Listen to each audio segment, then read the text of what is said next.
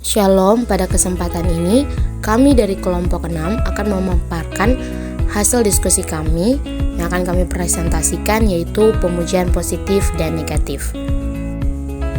Berikut ini merupakan kajian tentang agama suku dengan fokus pada pemahaman tentang pemujaan negatif dan positif serta fungsi-fungsinya dalam kehidupan sosial dan religius suku-suku di Australia. Materi ini mencakup analisis terhadap ritus-ritus, larangan-larangan, pengorbanan, serta upacara-upacara yang melibatkan representasi peringatan dalam kehidupan berbagai suku-suku.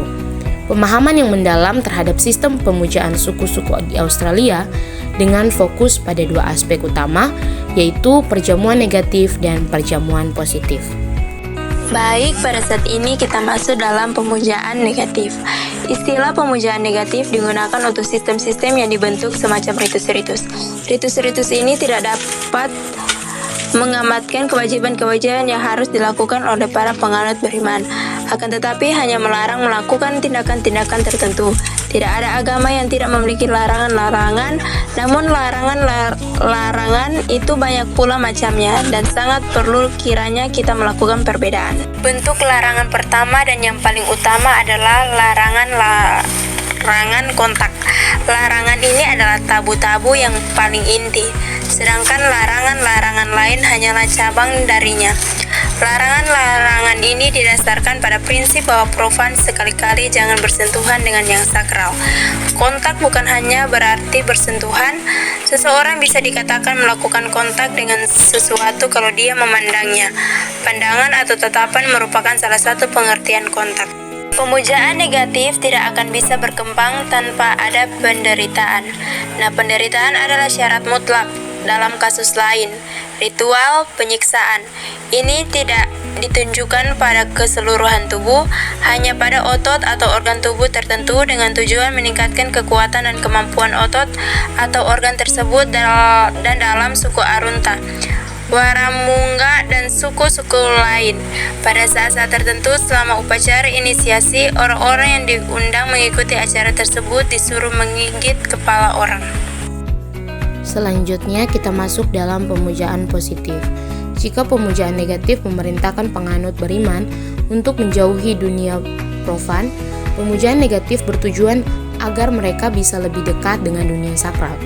Sedikit banyaknya telah terjembatani oleh studi-studi yang dilakukan oleh Spencer dan Gillen terhadap suku-suku di Australia Tengah. Studi yang sebenarnya dipelopori oleh Scuzzi dan dikonfirmasi oleh Sterhellow. Pesta perjamuan terdiri dari dua tahap. Rangkaian ritus yang muncul pada tahap pertama dimaksudkan untuk memastikan bahwa binatang atau tumbuhan yang dijadikan totem marga berada dalam keadaan baik-baik saja. Di dalam sebagian besar marga, perlu diingat bahwa setiap anggota marga adalah saudara kandung dari tetumbuhan atau binatang yang namanya mereka pakai. Salah satu marga dari suku Wong-Gogaru memiliki totem dari ikan-ikan tertentu. Maka dalam upacara Ithichium, totem ini Dara juga berperan utama setelah melukis badannya untuk keperluan upacara. Kepala suku masuk ke dalam telaga dan duduk di dalamnya. Lalu dengan menggunakan sepotong tulang runcing, dia menusuk kantong kemaluannya, kemudian gulit di sekitar pusarnya.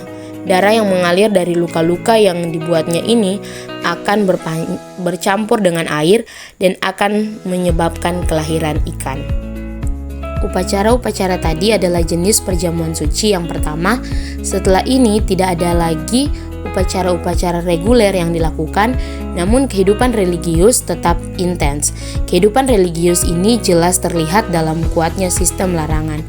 Hal yang menarik dalam sistem ritus yang baru saja dipaparkan di atas adalah dia ternyata mengandung elemen-elemen yang sangat mendasar. Elemen ini merupakan bentuk yang paling elementer yang bisa diketahui saat ini. Elemen dari institusi religius yang akan menjadi fondasi pemujaan positif dalam agama-agama yang lebih berkembang. Sehingga kami kelompok dapat mengambil kesimpulan bahwa pemujaan dalam suku-suku tradisional memiliki dua aspek utama, yaitu pemujaan negatif dan pemujaan positif, seperti yang sudah dipaparkan tadi. Pemujaan negatif melibatkan larangan-larangan dan tabu-tabu yang memisahkan hal-hal sakral dan hal-hal profan. Larangan ini memberikan struktur dan batasan dalam kehidupan religius, meskipun fokusnya lebih pada mencegah tindakan-tindakan tertentu daripada merangsang dan memperkuat motivasi positif. Di sisi lain, pemujaan positif melibatkan elemen-elemen pengorbanan, di mana penganut beriman melakukan pengorbanan sebagai tindakan ibadah dan penghormatan terhadap hal-hal yang sakral. Pengorbanan ini mencakup aspek fisik seperti memakan daging kurban, dan juga memiliki makna moral dan sosial yang dalam, seperti kerjasama ekonomi antar kelompok totemik.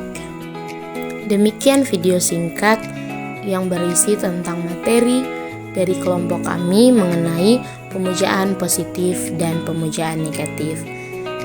Terima kasih, Tuhan memberkati.